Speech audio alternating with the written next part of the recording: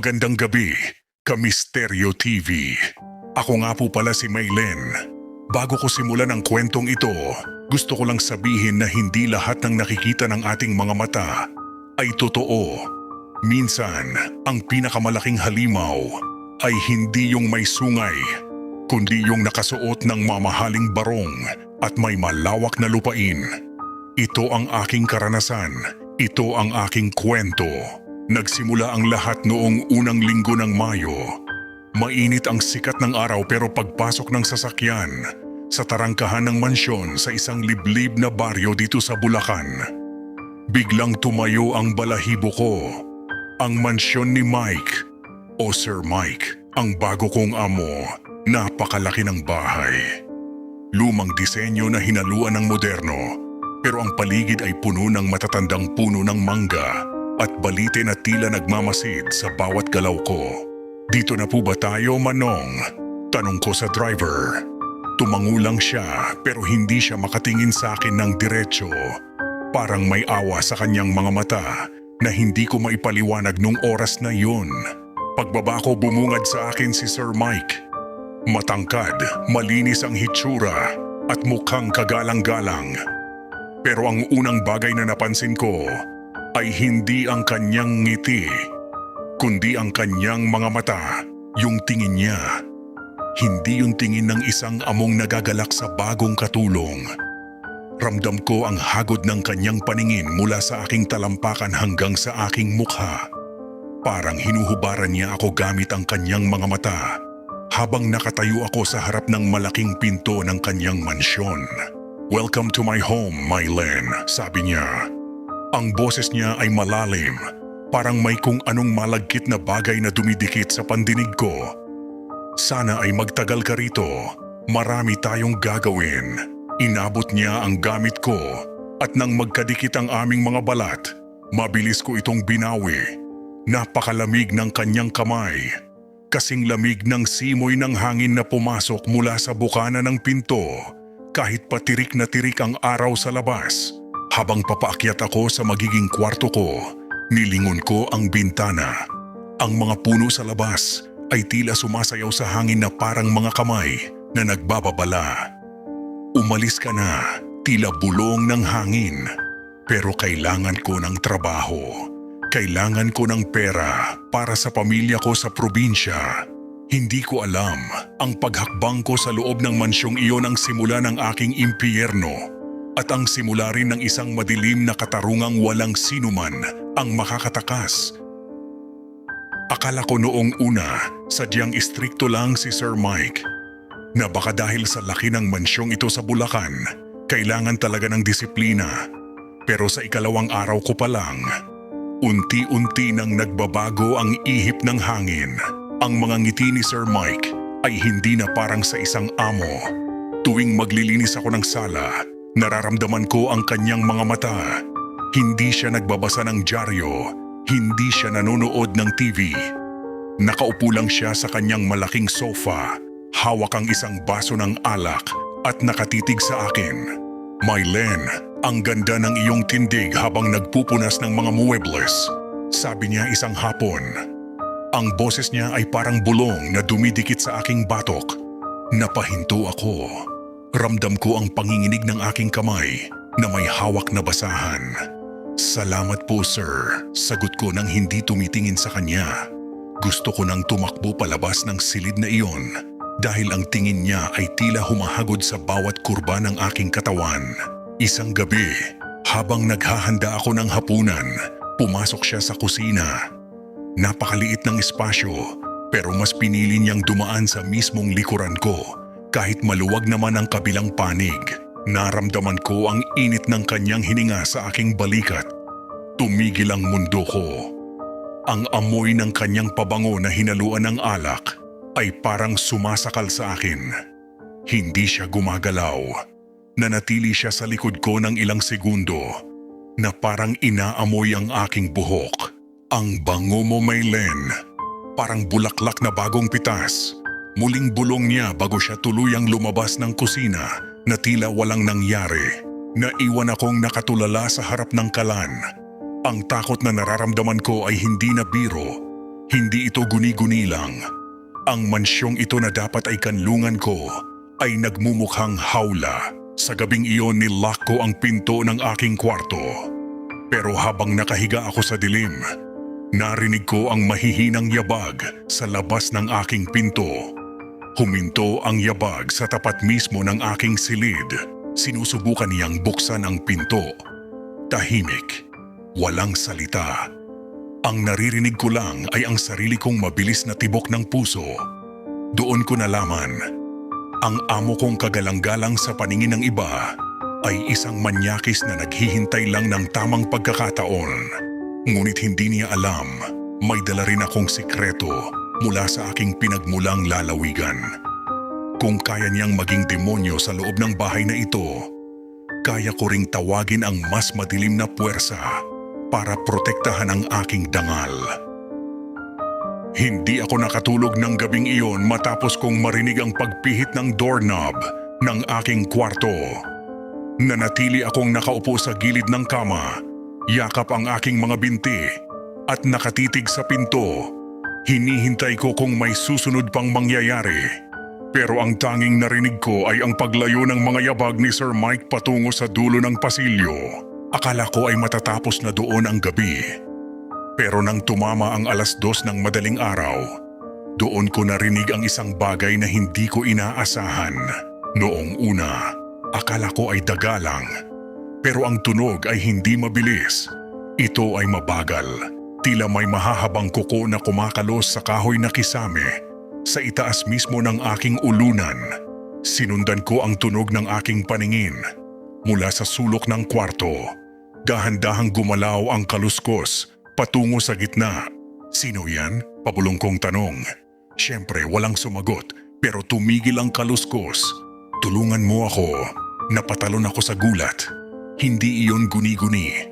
Isang boses ng babae, manipis at tila galing sa ilalim ng lupa. Ang boses na iyon ay hindi galing sa labas ng pinto, kundi galing sa loob mismo ng dingding ng aking kwarto.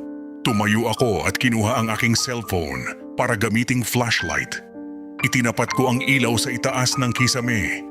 Doon ko nakita ang isang itim na mancha na tila hugis ng kamay ng tao. At ang mas nakakakilabot, may tumutulong likido mula rito. Hindi ito tubig ulan. Ito ay malapot, maitim at may masangsang na amoy. Amoy ng nabubulok na karne. Biglang namatay ang ilaw ng aking cellphone kahit puno pa ang battery nito. Sa gitna ng dilim, naramdaman ko ang isang malamig na simoy ng hangin sa aking batok at isang tinig na mas malinaw pa sa dati ang bumulong sa aking tainga. Huwag kang papayag. Huwag kang papayag na maging katulad namin. Sa liwanag ng kidlat, nakita ko ang isang anino sa labas ng aking bintana. Isang babaeng nakaputi, duguan ang mukha, at nakatitig sa akin nang nanlilisik ang mga mata. Bago ito biglang naglaho, doon ko napagtanto, hindi lang pala si Sir Mike ang dapat kong katakutan sa mansyong ito. Ang mga pader na ito ay may mga mata, at ang mga kaluluwang hindi matahimik ay nagbababala sa akin. May mas malalim na krimeng nagaganap dito sa Bulacan. At ako na ang susunod na biktima kung hindi ako mag-iingat. Hindi na ako dinalaw ng antok hanggang sa sumikat ang araw. Ang mantsa sa kisame na nakita ko kagabi, bigla itong naglaho na parang bula pagpatak ng 6:00 ng umaga. Pero ang amoy ng nabubulok na karne ay nanatili sa dulo ng aking ilong. Habang naglalaba ako sa likod ng mansyon, napansin ko ang isang babaeng nakatayo sa labas ng bakod. Payat siya, madungis ang suot at tila balisa ang kanyang mga mata. Agad ko siyang nakilala, si Kim. Sabi ng mga kapitbahay, siya ang dating katulong dito na biglang umalis dahil daw nasiraan ng bait. Kim, ikaw ba yan? Tawag ko sa kanya.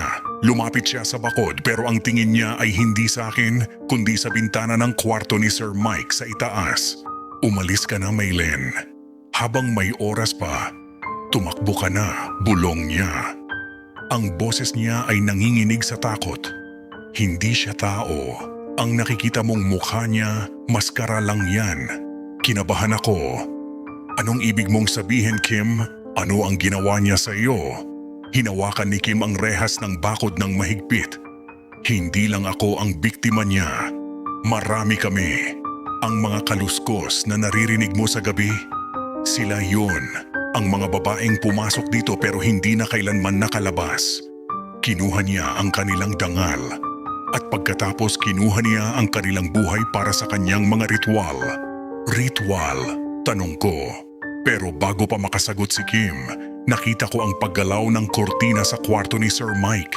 Nakatingin siya sa amin mula sa itaas. Mylen, sino ang kinakausap mo riyan? Sigaw ni Sir Mike mula sa bintana. Ang boses niya ay malakas at puno ng autoridad, pero may halong banta. Tandaan mo, Mylen, kapag kinuha niya ang kahit anong gamit mo, lalo na ang iyong buhok o damit, tapos ka na. Iyan ang simula ng kanyang pang-iengkanto. Huwag mong hayaang makuha niya ang sa iyo. Mabilis na tumakbo si Kim palayo nang makita niyang pababa na si Sir Mike. Naiwan akong nakatayo sa gitna ng labahan. Malamig ang pawis at nag-iisip. Ang babala ni Kim ay hindi gawa-gawa ng isang baliw. Ramdam ko sa aking buto na totoo ang bawat salitang binitawan niya. Sino ang kausap mo, Mylen? Ulit ni Sir Mike. Ngayon ay nasa likuran ko na siya. Paglingon ko, ang kanyang mukha ay seryoso, walang emosyon, pero ang kanyang mga mata ay tila nagniningas sa galit. Wala po, sir. Isang pulubi lang po na humihingi ng barya. Pagsisinungaling ko. Tiningnan niya ako ng matagal bago dahan-dahang ngumiti. Isang ngiting hindi umaabot sa kanyang mga mata. Mabuti naman, ayaw ko ng mga taong nakikialam sa mga bagay na hindi naman nila dapat malaman. Bumalik ka na sa loob. May ipapagawa ako sa iyo sa aking silid. Hapon noon at ang langit sa Bulacan ay kasing itim ng uling. Pinapunta ako ni Sir Mike sa kanyang silid para linisin daw ang mga display na gawa sa ivory. Habang nagpupunas ako, nararamdaman ko ang kanyang titig na nakapako sa aking likuran. Hindi siya kumikibo, nakatayo lang siya sa may pinto, parang isang mano nila na naghihintay ng tamang pagkakataon. Sir, tapos na po ako. Maari na po ba akong bumaba? Tanong ko. Ang boses ko ay halos maglaho sa kaba. Hindi siya sumagot. Sa halip dahan-dahan niyang nilock ang pinto. Mylen, ang sabi ko, linisin mo ang lahat. Pati ang banyo ko, ang malamig niyang utos. Wala akong nagawa kundi sumunod. Pumasok ako sa loob ng malaking banyo. Ang lamig ng tiles ay tila nanunuot sa aking mga paa habang nakatalikod ako at nag-aayos ng mga tuwalya. Narinig ko ang pagbukas ng pinto ng banyo. Hindi ko na kailangang lumingon para malaman kung sino ito. Ang amoy ng kanyang alak at mahal na pabango ay sapat na. Sir, ano pong ginagawa niyo rito? Nanginginig kong tanong. Bago pa ako makagalaw, naramdaman ko na ang kanyang mga kamay sa aking balikat. Ang kanyang hawak ay mahigpit, masakit at puno ng pagnanasa. Huwag ka nang mahiya, Mylen. Alam kong kaya mo akong pagbigyan. Marami akong pera. Kahit anong gusto mo, ibibigay ko. Basta't maging masunuring ka lang. Pilit kong tinanggal ang kanyang mga kamay. Sir, bitawan niyo ako. Hindi po ako ganong klaseng babae. Pero lalo niyang hinigpitan ang hawak sa akin. Tinangka niyang halikan ang aking leeg habang ang isa niyang kamay ay pilit na hinahawakan ang aking katawan. Sa takot at pandidiri, buong lakas ko siyang itinulak. Tumama ang kanyang likod sa lababo at sa pagkakataong iyon, nakita ko ang pagbabago sa kanyang mukha. Ang maamong mukha ni Sir Mike ay napalitan ng hitsura ng isang demonyo. Walang sino mang tumatanggi sa akin sa bahay na ito. Sigaw niya. Sinunggaban niya ako muli. Hinablot ang aking suot na uniforme hanggang sa mapunit ang bahagi nito sa may balikat. Sa pakikipagbunuko, nakuha ko ang isang bote ng pabango sa counter at ipinalo ito sa kanyang braso. Lapastangan ka, sigaw ko sa kanya habang tumatakbo ako palabas ng banyo. Narinig ko ang kanyang malakas na tawa, isang tawang hindi makatao. Tumakbo ka lang, Maylen. Pero tandaan mo, hawak ko na ang bahagi ng pagkatao mo. Pagtingin ko sa kanyang kamay, hawak niya ang punit na tela mula sa aking damit at ang ilang hibla ng aking buhok na sumama sa kanyang pagkakasabunot. Doon ko naalala ang babala ni Kim. Ang simula ng pang-iengkanto, ang simula ng barang. Pumasok ako sa aking kwarto at hinarang ang lahat ng gamit sa pinto. Pero alam ko, hindi na trangka ang makakapigil sa kanya. Ang tunay na laban ay magsisimula pa lamang. Nanginginig ang buong katawan ko habang nakasandal sa pinto ng aking kwarto. Sa labas, naririnig ko ang mabibigat na yabag ni Sir Mike. Hindi siya nagmamadali. Ang bawat hakbang niya sa sahig na kahoy ay tila isang hatol ng kamatayan. Maylen, buksan mo ang pinto, sabi niya. Ang boses niya ay wala ng emosyon. Patag pero punong-puno ng banta. Alam mong wala kang matatakbuhan sa loob ng bahay ko. Akin ka na, Maylen. Hawak ko na ang iyong buhok. Hawak ko na ang iyong damit. Hindi ako sumagot. Alam kong kailangan ko nang umalis. Kung mananatili ako rito hanggang umaga, baka matulad ako sa mga babaeng ibinulong ni Kim. Mga kaluluwang nakakulong sa loob ng mga pader na ito. Kinuha ko ang aking maliit na bag. Hindi ko na kinuha ang lahat ng gamit ko. Tanging ang aking pitaka at cellphone. Tumingin ako sa bintana. Ang ulan sa labas ay napakalakas. At ang kadiliman sa Bulacan ay tila gustong lamunin. Ang kahit na anong liwanag. Lumabas ako sa pasamano. Ang lamig ng ulan ay agad na bumaon sa aking balat. Tumalon ako sa bubong ng garahe at dahan-dahang bumaba patungo sa maputik na lupa. Pero bago pa ako makalayo, isang malakas na ilaw ang tumama sa aking likuran. Saan ka pupunta? Sigaw ni Sir Mike mula sa bintana ng kanyang silid. Hawak niya ang isang malakas na flashlight at ang kanyang mukha ay namumula sa galit. Hindi ka makakalayo. Tumakbo ako. Wala akong direksyong tinatahak kundi ang daan palabas ng malaking gate. Pero ang mansyon ni Mike ay napapaligiran ng mataas na pader na may mga matutulis na bakal. Naririnig ko na siya sa likuran ko. Naririnig ko ang kanyang paghinga at ang tunog ng kanyang mga paa na humahabol sa akin sa dilim. Tulong! Saklolo! Sigaw ko sa gitna ng ulan pero ang boses ko ay nilalamon ng hangin. Bigla akong nadapa sa isang ugat ng matandang puno ng mangga. Sa pagkakataong iyon, naramdaman ko ang isang malamig na kamay na humawak sa aking bukong-bukong. Hindi bitawan mo ako, lumingon ako. At nakita ko ang anino ni Sir Mike na nakatayo sa itaas ko. Hawak-hawak niya pa rin ang punit na tela ng aking damit. Pero sa ilalim ng kidlat, nakita ko ang isang bagay na nagpatigil sa aking hininga. Ang kanyang mga mata, hindi na ito mata ng tao. Ito ay nagniningas na parang baga at ang kanyang balat ay tila may mga bagay na gumagapang sa ilalim nito. Sa hindi inaasahang pagkakataon, isang anino ang biglang sumulpot mula sa madilim na bahagi ng mga puno. Isang matulis na bato ang tumama sa ulo ni Mike. Sapat na para bitawan niya ang aking paa.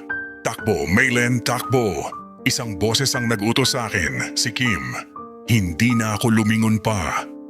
Buong lakas akong tumakbo patungo sa pangunahing daan. Habang sa likuran ko ay naririnig ko ang galit na ungol ni Mike na tila isang hayop na nasugatan. Ang laban para sa aking buhay ay nagsisimula pa lang. Hindi ko naalintana ang hapdi ng aking mga sugat o ang lamig na nanunuot sa aking buto. Ang tanging nasa isip ko lang ay ang makalayo sa mansyong iyon na tila may sariling buhay. At sa among mas masahol pa sa hayop, tumakbo ako sa gitna ng madilim na kalsada ng Bulacan, umaasang may dadaan na sasakyan. Pero tanging ang anino ng mga puno at ang bagsak ng ulan ang kasama ko. Sa malayo, natanaw ko ang kislap ng isang bumbilya. Ang barangay hall. Tulong, papasukin niyo ako. Tulungan niyo po ako.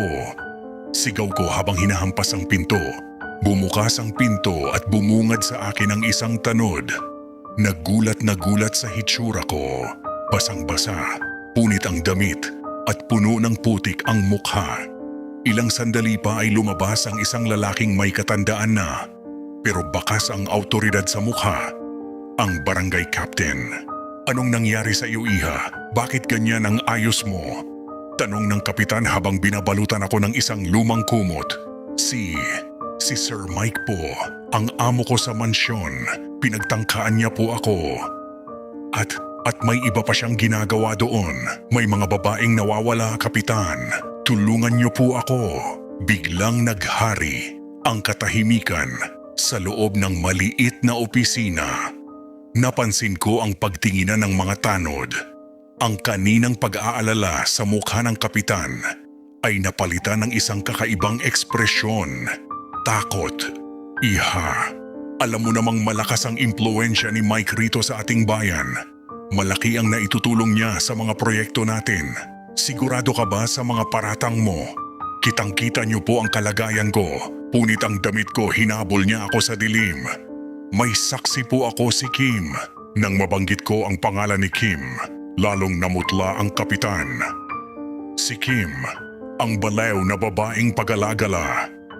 Iha, hindi ka paniniwalaan ng mga pulis kung ang saksi mo ay isang taong wala sa katinuan. Doon ko naramdaman ang panlalamig ng aking pag-asa. Hindi lang pala ang mansyon ang kalaban ko, kundi ang buong sistema na binili ng pera ni Mike. Pero habang nagsasalita ang kapitan, napansin ko ang isang bagay sa gilid ng mesa niya. Isang maliit na itim na tela na nakasuksok sa drawer. Katulad ng telang hawak ni Mike kanina. Bigla akong kinabahan. Posible bang maging ang mga taong dapat ay nagtatanggol sa akin ay hawak din niya sa leeg? O mas malala, baka maging sila ay biktima rin ng kanyang madilim na kapangyarihan. Magpahinga ka muna rito, Mylene, sabi ng kapitan. Pero ang kanyang mga mata ay hindi nakatingin sa akin. Bukas na bukas, kakausapin natin ang mga pulis. Ngunit alam ko ang kahulugan ng ganoong klaseng tingin. Hindi nila ako poprotektahan. Kailangan kong kumilos mag-isa bago pa ako mahanap ni Mike. Dahil nararamdaman ko na unti-unti nang kumikilos ang sumpa na sinimulan niya gamit ang aking buhok at damit. Doon ako pinatulog ng kapitan sa isang maliit na kwarto sa likod ng barangay hall. Pagod na pagod ang aking katawan, pero ang isip ko ay parang laging nakikinig sa bawat kaluskos sa labas. Sa gitna ng aking pagidlip, naramdaman ko ang isang kakaibang sensasyon. Parang may humahila sa aking anit. Aray, napahawak ako sa aking ulo. Pagtingin ko sa aking palad, may mga hibla ng aking buhok na nalagas. Hindi lang isa o dalawa, kundi isang kumpol. Bigla kong naalala ang hawak ni Mike sa mansyon. Ang punit na bahagi ng aking damit. Ang buhok na sa pilitan niyang nakuha. Naalala ko ang babala ni Kim. Iyan ang simula ng kanyang pang-iengkanto. Nagsimulang uminit ang aking pakiramdam. Hindi ito lagnat na karaniwan. Ramdam ko ang init na nagmumula sa aking tiyan paakyat sa aking lalamunan, na tila may mga bubuyog na nagliliparan sa loob ng aking katawan. Kinuha ko ang aking bag para uminom ng tubig. Pero doon ko napansin ang isang bagay. Nawawala ang aking suot na panyo. Ang panyong ginamit ko pampahid ng pawis at luha habang tumatakbo ako kagabi. Hindi ko ito naihulog sa daan. Sigurado ako. Nandito siya. Bulong ko sa sarili ko. Tumingin ako sa paligid ng silid. Wala namang tao, pero sa ilalim ng maliit na lamesa, may nakita akong isang bagay na gawa sa dayami. Isang maliit na manika. Ang manika ay nakasuot ng isang pamilyar na tela. Ang punit na tela mula sa aking damit. At sa ulo ng manika, may nakatali na ilang hibla ng buhok. Nagsimulang manigas ang aking mga kalamnan. Gusto kong sumigaw pero walang boses na lumalabas. Kasabay nito, Nakita ko ang dahan-dahang paggalaw ng manika kahit wala namang humahawak dito. Ang mga kamay ng manika ay dahan-dahang tumuturo sa aking direksyon. Hindi, tumigil ka, itigil mo ito. Sa sandaling iyon, naramdaman ko ang isang matalim na tusok sa aking dibdib. Parang may karayom na ibinaon ng malalim sa aking puso. Napahawak ako sa aking baro at sa aking gulat, may nakita akong mantsa ng dugo na unti-unting kumakalat sa aking dibdib. Kahit wala naman akong sugat, doon ko naintindihan. Hindi na kailangang narito ni Mike para saktan ako. Gamit ang aking mga nawawalang gamit, sinimulan na niya ang ritual ng barang. Ikinulong niya ang aking espiritu sa manikang iyon. Ang bawat tusok, ang bawat hapdi, ay ramdam ko sa aking buhay na katawan. Sa labas ng bintana, nakita ko ang isang itim na ibon, isang uwak, na nakatitig sa akin ng nanlilisik. Alam ni Mike kung nasaan ako, at ang barangay hall na akala ko ay ligtas na lugar ay isa na namang bitag. Kung hindi ko ito mapipigilan, ang susunod na tusok ay maaaring maging huli ko na. Hindi ko na namalayan kung paano ako nakatulog sa gitna ng hapdi sa aking dibdib. Pero ang pagtulog na iyon ay hindi pahinga. Ito ay isang paglalakbay sa mundo ng kadiliman. Sa aking panaginip, bumalik ako sa mansyon. Pero ang mansyon ay hindi nagawa sa semento at kahoy. Ito ay gawa sa mga buto at nanunuyot na balat ng tao. Nakita ko ang sarili ko na nakatali sa isang altar. Sa gitna ng altar, nakatayo si Sir Mike. Pero hindi na siya ang maayos na lalaking nakilala ko.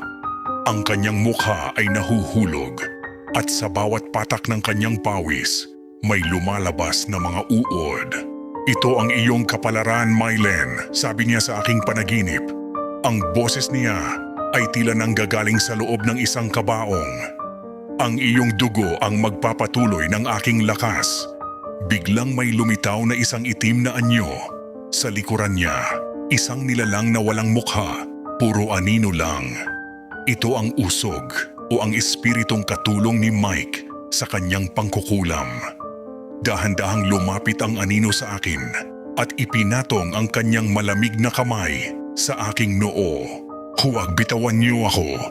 Nagising akong sumisigaw, basang-basa ng malagkit na pawis. Pero pagmulat ng aking mata, hindi pa tapos ang bangungot.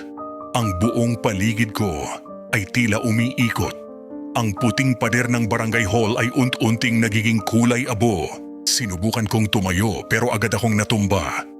Naramdaman ko ang matinding hilo, isang klaseng usog na hindi basta-basta. Ang tiyan ko ay nagsimulang mamaga at sa bawat paghinga ko, may nararamdaman akong gumagalaw sa ilalim ng aking balat. Mylen, anong nangyayari sa iyo? Pumasok ang isang tanod pero agad din siyang napaatras. Nakita ko ang sarili ko sa salamin ng maliit na kwarto. Ang aking mga mata ay namumula at sa aking leeg may mga itim na ugat na unt-unting gumagapang paakyat sa aking mukha. Ito ang tanda ng sumpa ni Mike. Ang panaginip na iyon ay hindi lang babala. Ito ay ang formal na pagtanggap ng aking katawan sa kanyang barang. Ang manika. Turo ko sa ilalim ng lamesa. Pero wala na doon ang manikang dayami. Sa halip, may nakita akong bakas ng basang lupa na palabas ng pinto. Nagtatrabaho na ang sumpa. Habang unti-unti akong kinakain ng usog mula sa loob, ang aking espiritu ay unti-unting hinihila pabalik sa mansyon. Kung hindi ako makakahanap ng paraan para putulin ang koneksyon ni Mike sa aking mga gamit, bago lumubog ang araw, ang kaluluwa ko ay magiging isa na lamang sa mga kaluskos na naririnig sa kisame ng kanyang bahay. Habang ako ay nakikipagbuno sa sumpa sa loob ng barangay hall, si Kim ay hindi tumigil. Alam niyang wala ng oras. Gamit ang dilim ng gabi at ang kanyang kabisaduhan sa mga pasikot-sikot ng lupain ni Mike, bumalik siya sa mansyon. Hindi para magpahuli, kundi para hanapin ang ugat ng kasamaan ni Mike. Nagpunta si Kim sa likurang bahagi ng mansyon kung saan nakatayo ang isang lumang bodega. Ang bodegang ito ay laging nakakandado at pinagbabawalang lapitan ng kahit sinong katulong. Pero dahil sa kalituhan sa loob ng mansyon, matapos ang aking pagtakas, naiwang bahagyang nakabukas ang pintuan nito. Diyos ko, ano itong amoy na ito?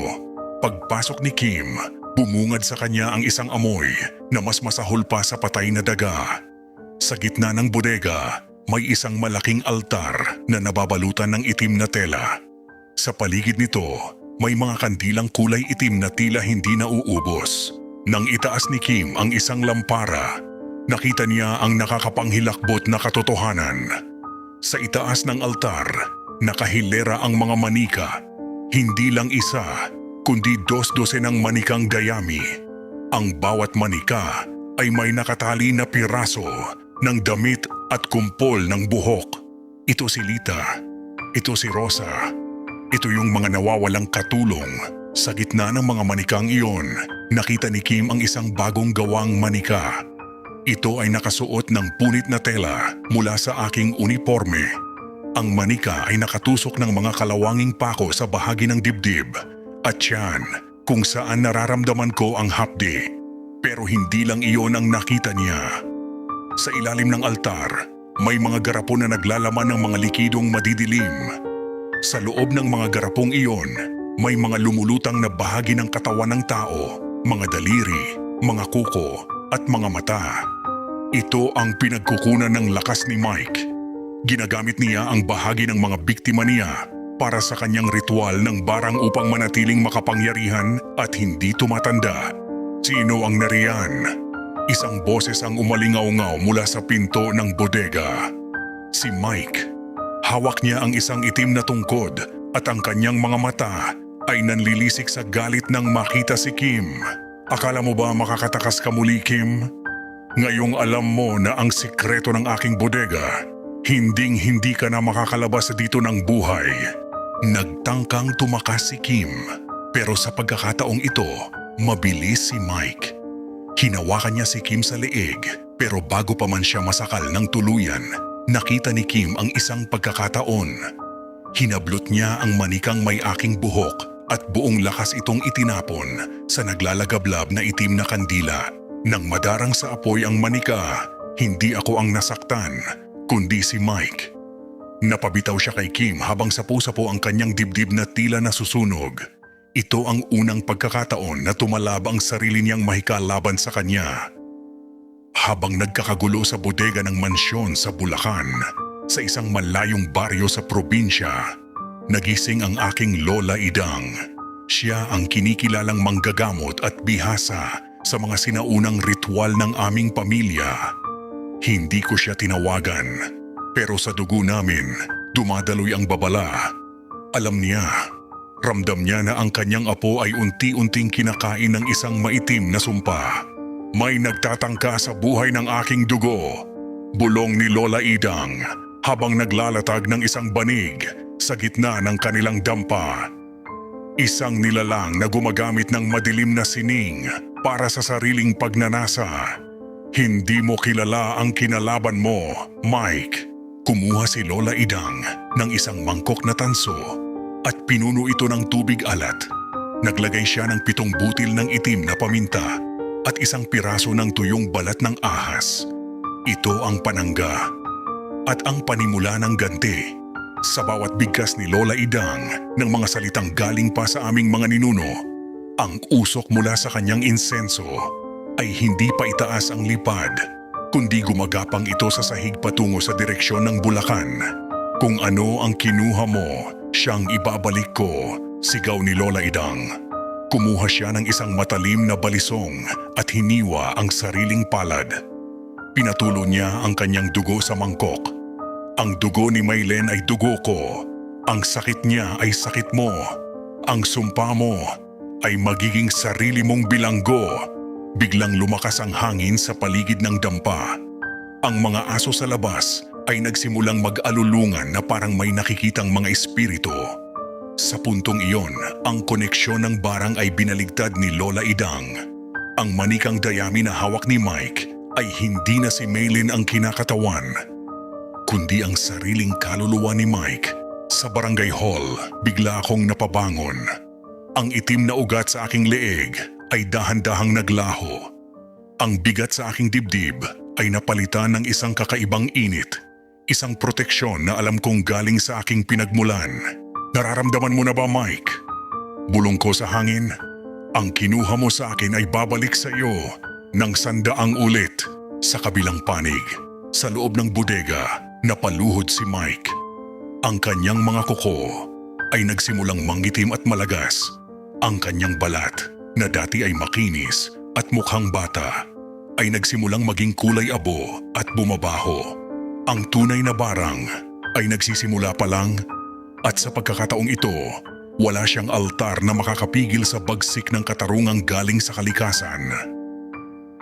Habang unti-unting bumabalik ang lakas sa aking katawan, ang kabaligtaran naman ang nangyayari sa loob ng mansyon.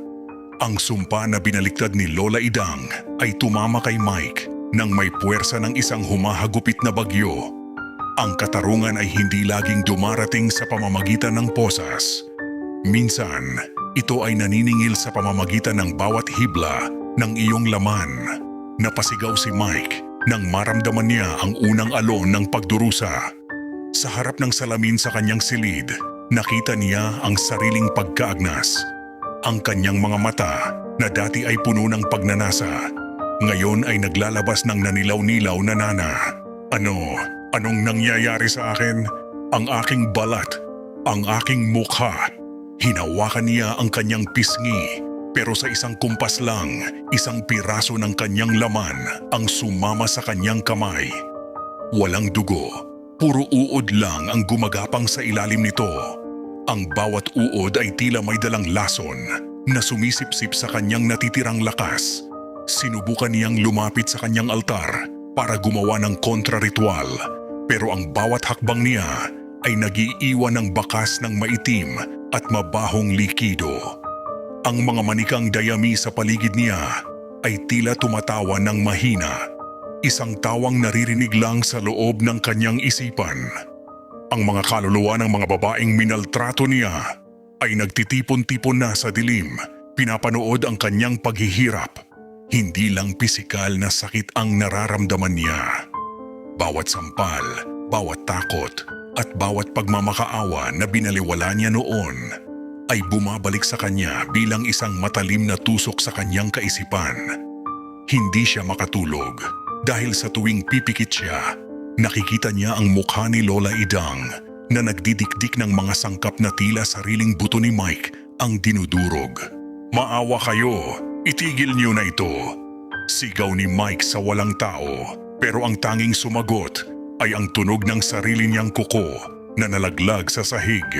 Ang mansyon na dati ay simbolo ng kanyang kapangyarihan ay naging sarili niyang kabaong.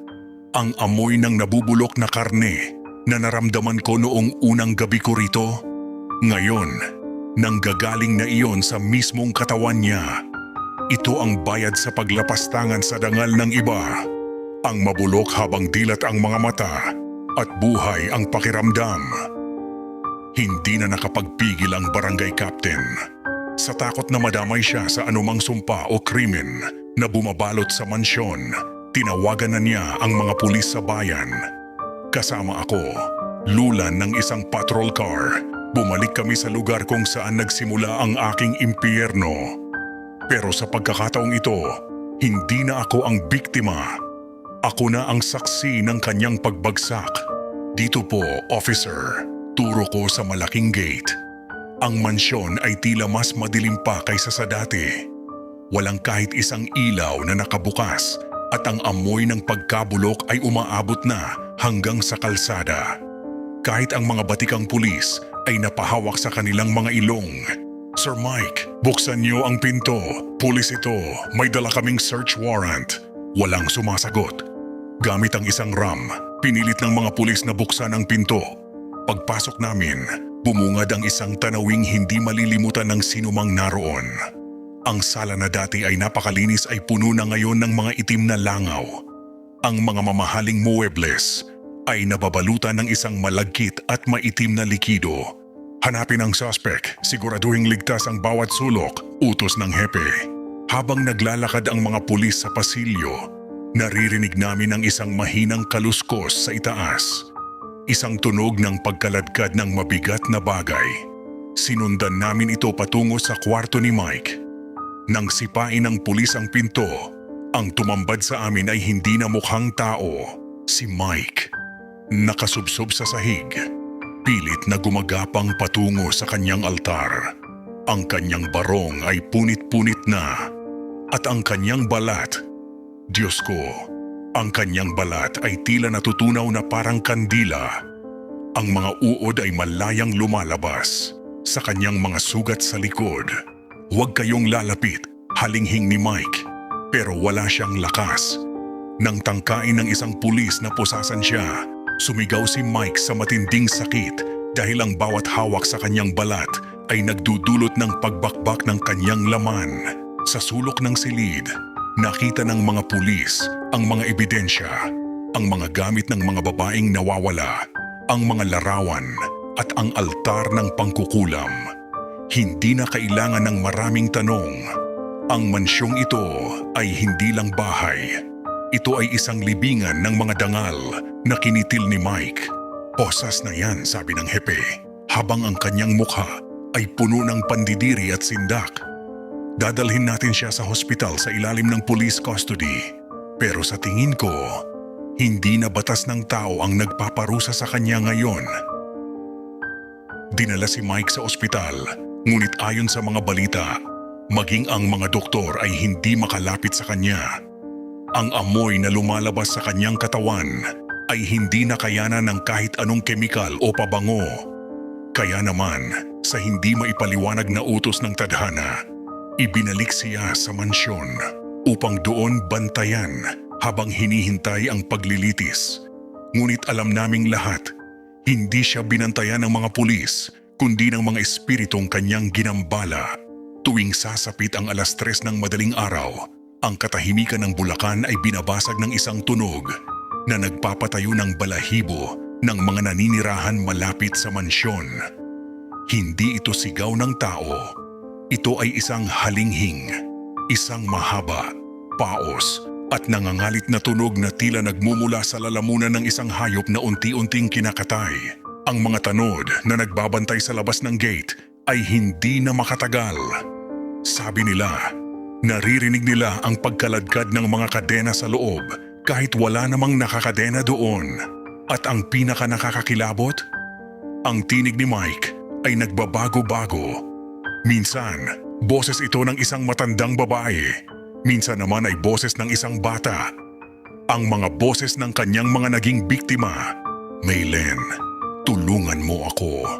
Naririnig ko ang bulong na iyon sa aking isipan kahit malayo na ako sa mansyon. Ang halinghing na iyon ay hindi lang hingi ng saklolo. Ito ay ang tunog ng isang kaluluwang pilit na hinihiwalay sa kanyang naaagnas na katawan. Isang gabi, may isang matapang na tanod ang sumilip sa bintana ng silid ni Mike. Nakita niya ang amo na nakalutang ng bahagya sa hangin habang ang mga itim na anino ay tila hinihila ang kanyang bawat paa at kamay. Ang kanyang mukha ay wala na halos hugis. Puro itim na butas na lamang kung saan dati ay nandoon ang kanyang mga mata at bibig. Doon ko naintindihan ang tindi ng barang na ginawa ni Lola Idang. Hindi lang nito pinapatay ang katawan, kinukulong nito ang biktima sa isang walang katapusang siklo ng sakit. Ang mansyon ay naging isang buhay na impyerno. Ang bawat halinghing na naririnig sa gabi ay paalala sa lahat na sa bayan ng Bulacan, may mga kasalanang hindi kayang hugasan ng pera o kapangyarihan. Ang mga hayop sa paligid, ang mga aso at pusa, ay ayaw lumapit sa bakod. Ang mga puno ng mangga na dati ay hitik sa bunga, ay biglang nangatuyo at namatay. Ang buhay ay unt-unting hinuhigop ng mansyon, habang ang halinghing ni Mike ay patuloy na umaalingaw-ngaw, naghahanap ng kapatawarang hinding-hindi na niya makakamit. Habang ang mansyon ay nilalamon ng mga kababalaghan, sa loob ng presinto ng pulisya, isang babae ang naglalakas loob na harapin ang kanyang nakaraan. Si Kim. Hindi na siya ang baliw na pagalagala sa kalsada. Ngayong wala na ang kapangyarihan ni Mike, tila bumalik ang katinuan sa kanyang mga mata. Nakaupo siya sa harap ng hepe ng pulisya, handang buksan ang sugat na matagal niyang ikinubli. Hindi po ako nabaliw dahil sa sakit, officer, panimula ni Kim. Nabaliw ako dahil sa takot. Dahil nakita ko kung paano niya tinatapos ang buhay ng mga babaeng hindi sumusunod sa kanya. Sinimulan ni Kim ang kanyang salaysay mula sa pinakaunang biktima, isang katulong na nagngangalang Rosa. Ayon kay Kim, hindi lang binabastos ni Mike ang kanyang mga empleyado. Kapag ang isang babae ay lumaban o nagbantang magsusumbong, ginagamitan niya ito ng itim na sining. Nakita ko siya sa bodega. Pagpapatuloy ni Kim, habang tumutulo ang kanyang luha. Hawak niya ang puso ng isang manok habang binibigkas ang pangalan ni Rosa. Kinabukasan, natagpuan na lang si Rosa na wala ng buhay sa kanyang higaan. Tuyot ang katawan na parang hinigop ang lahat ng dugo.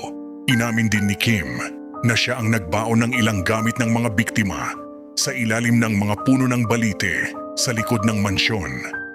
Dahil inutusan siya ni Mike sa ilalim ng isang sumpa. Takot si Kim na siya ang isunod, kaya naging sunod-sunuran siya. Ngunit ang pinakanakakakilabot na bahagi ng kanyang tapat ay ang tungkol sa altar ng mga mata. Kahit patay na sila, hindi pa rin sila nakakaalis. Ang kanilang mga buhok, ang kanilang mga kuko, lahat yun ay nakatali sa mga manikang dayami.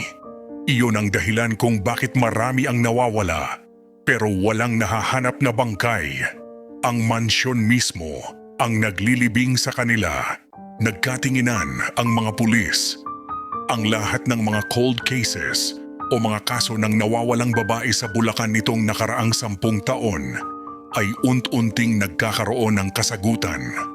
Ang kagalang-galang na si Mike ay isang serial predator na gumagamit ng barang para itago ang kanyang mga krimen. Sapat na ito, sabi ng hepe. Hindi lang pangkukulam ang ikakaso natin. Murder, kidnapping, at rape. Sisiguraduhin nating mabulok siya sa kulungan kung aabutan pa siya ng batas na buhay. Sa labas ng presinto, naramdaman ko ang isang bahagyang kaginhawaan. Ang katotohanan ay lumabas na. Ngunit alam ko, habang nagsasalita si Kim, lalong nagngangalit ang mga espiritu sa mansyon. Ang hustisya ng tao ay nagsisimula pa lang, pero ang hustisya ng kabilang mundo, iyon ang hindi marunong magpatawad. Habang tinatapos ni Kim ang kanyang salaysay sa presinto, isang hindi maipaliwanag na fenomena ang nagaganap sa mansyon ni Mike sa Bulacan. Ang kalikasan mismo ay tila nagre-rebelde. Ang araw ay hindi pa tuluyang lumulubog, pero ang langit sa tapat ng mansyon ay nagdilim, hindi dahil sa ulap, kundi dahil sa dambuhalang kawan ng mga itim na langaw at mga balang.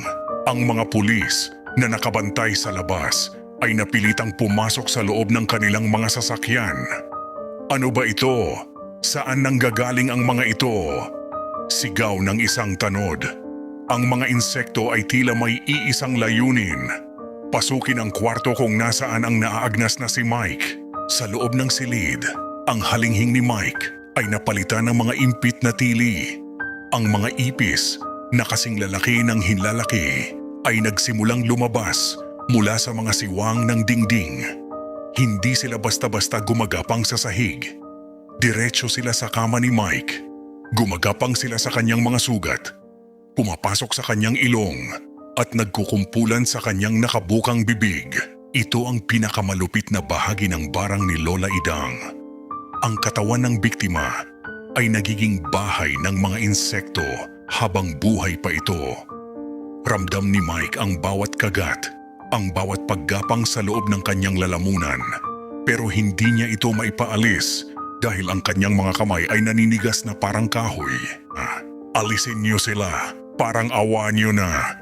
Kainin niyo na ako ng tuluyan. Huwag niyo na akong pahirapan. Pero ang mga insekto ay hindi titigil hanggat hindi nauubos ang maruming laman na nagmula sa kanyang mga kasalanan. Sa labas ng mansyon, Ang mga tao ay nakatingin sa malayo. Nakikita nila ang makapal na itim na usok ng mga insekto na bumabalot sa buong second floor.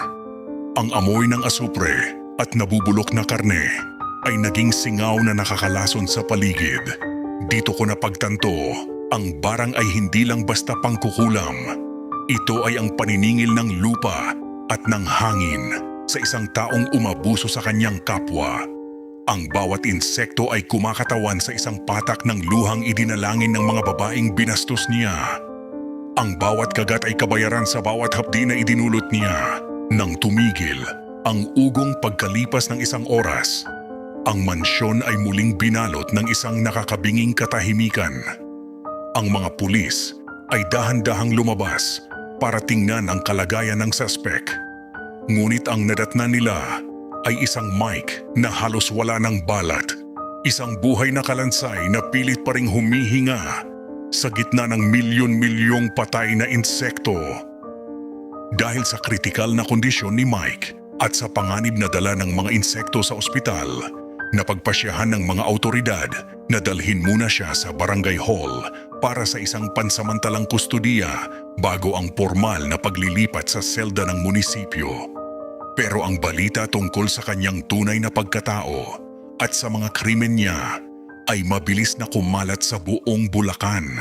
Hustisya, parusahan ng manyakes demonyo nang dumating ang sasakyan ng pulis na kinalululanan ni Mike. Sinalubong sila ng daan-daang tao. Ang mga residente na dati ay yumuyuko sa harap ni Mike ay may hawak na ngayon ng mga sulo at placard. Galit, puot, iyan ang tanging makikita mo sa kanilang mga mata.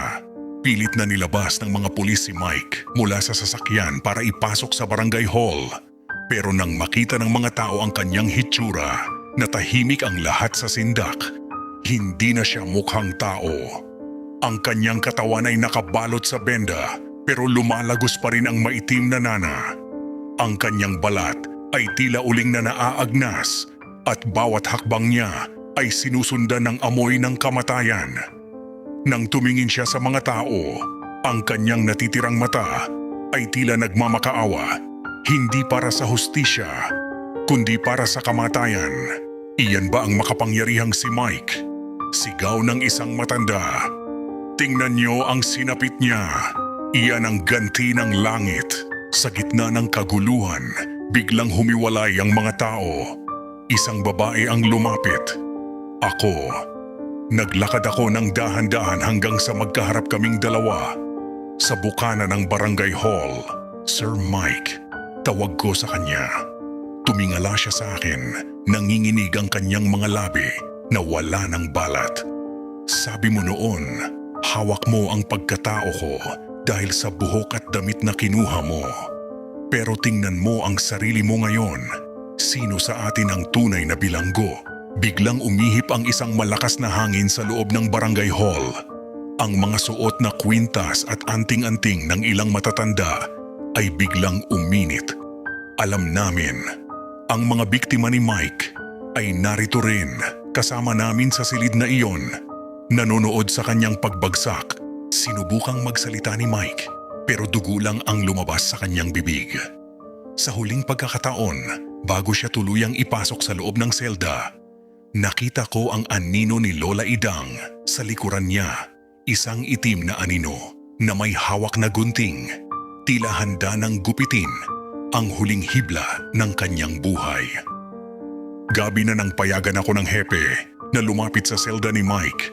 Gusto ko siyang makita sa huling pagkakataon bago siya tuluyang ilipat sa maximum security.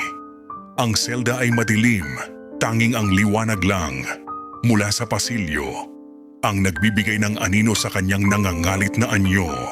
Nakatitig siya sa pader o sa kung anong bagay na siya lang ang nakakakita.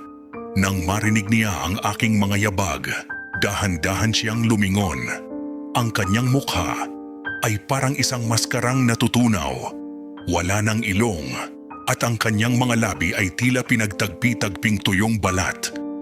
Maylen, patayin mo na ako. Pakiusap. Tapusin mo na ito. Lumapit ako sa rehas. Hindi ako nakaramdam ng awa. Ang tanging nararamdaman ko ay ang bigat ng lahat ng babaeng minaltrato niya. Bakit ko gagawin yun, Sir Mike? Gusto kong maranasan mo ang bawat segundo ng sakit na idinulot mo.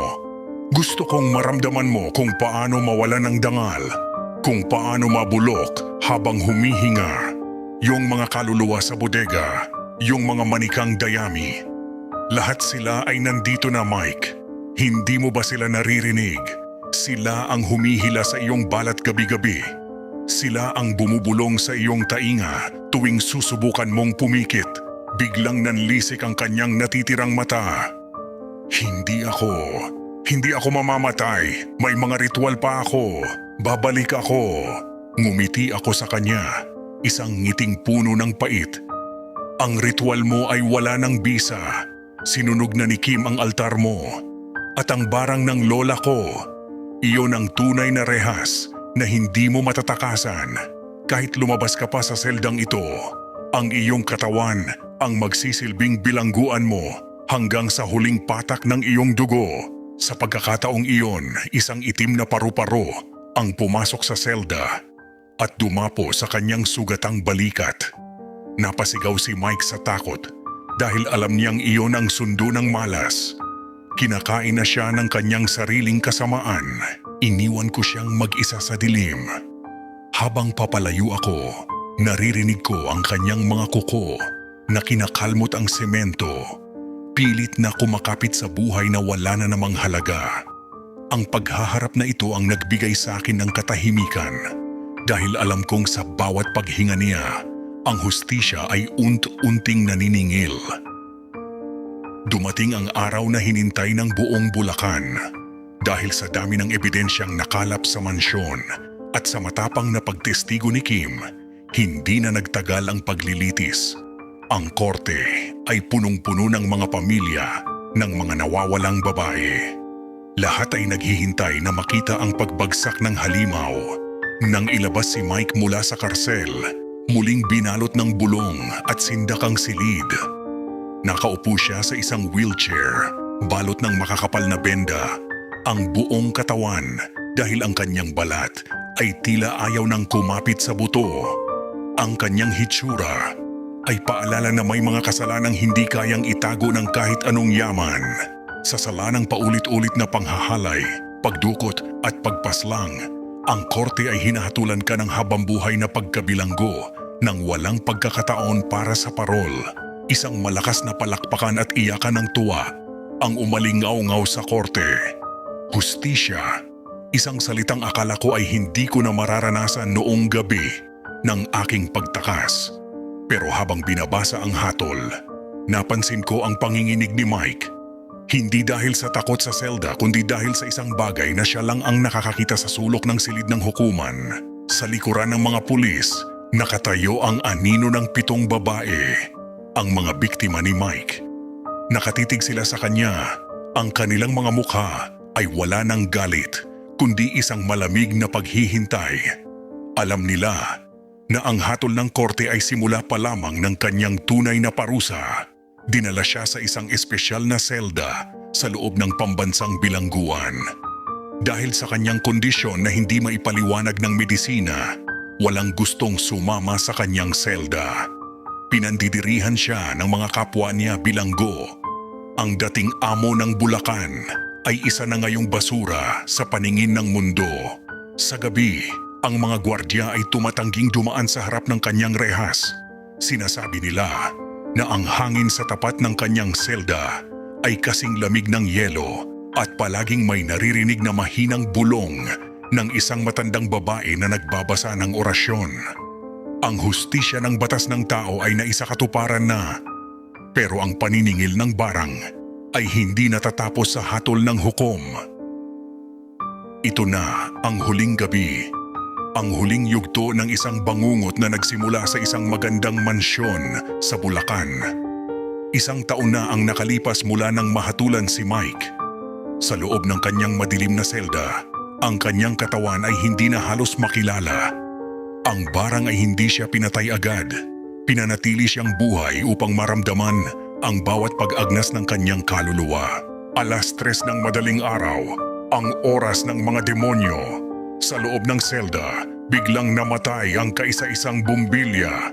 Sa gitna ng dilim, bumukas ang mga pinto ng impyerno para kay Mike. Hindi na siya makasigaw dahil ang kanyang lalamunan ay puno na ng itim na buhok, ang buhok ng mga babaeng kanyang nilapastangan. Nakita niya sila. Isa-isa silang lumabas mula sa anino ng rehas. Si Rosa, si Lita, at ang lahat ng mga manikang dayami sa bodega ay naging totoong tao sa kanyang paningin. Hawak-hawak nila ang mga karayom na dati ay nakatusok sa kanila. Oras na Mike tila bulong ng hangin. Sa isang iglap, naramdaman ni Mike ang libu-libong tusok sa kanyang puso. Ang bawat hibla ng kanyang natitirang laman ay tila hinihila ng mga hindi nakikitang kamay. Ang barang ni Lola Idang ay narating na ang rurok nito. Ang huling hininga ni Mike ay hindi naging payapa. Ito ay naging isang mahaba at madugong halinghing na yumanig sa buong gusali ng bilangguan. Kinabukasan, natagpuan ng mga gwardiya si Mike. Wala ng buhay, pero ang nakapagtataka, ang kanyang katawan ay tuyot na parang isang bangkay na ilang dekada nang nakalibing. Sa kanyang kama, may natagpuan silang isang kumpol ng tuyong dayami at ilang hibla ng itim na buhok. Ang sumpa ay natapos na sa pagkamatay ng may sala. Ako naman, bumalik ako sa probinsya. Kapiling ang aking pamilya at si Lola Idang, unti-unti kong binuo ang aking sarili. Ang mansyon sa Bulacan ay nananatiling abandonado, nababalot ng mga baging at mga kwento ng takot. Sinasabi ng mga tao na tuwing gabi, may naririnig pa ring bulong sa loob. Babala sa sinumang may masamang balak sa kanilang kapwa. Dito nagtatapos ang aking kwento, Kamisteryo TV. Ang katarungan ay maaaring mabagal, pero hinding-hindi ito natutulog. Maraming salamat sa pakikinig at naway magsilbi itong aral. Ang tunay na ganda ay nasa loob at ang tunay na halimaw ay laging naniningil sa dilim. Kung nagustuhan nyo ang ating kwento, mag-subscribe sa Kamisteryo TV. Magandang gabi sa inyong lahat.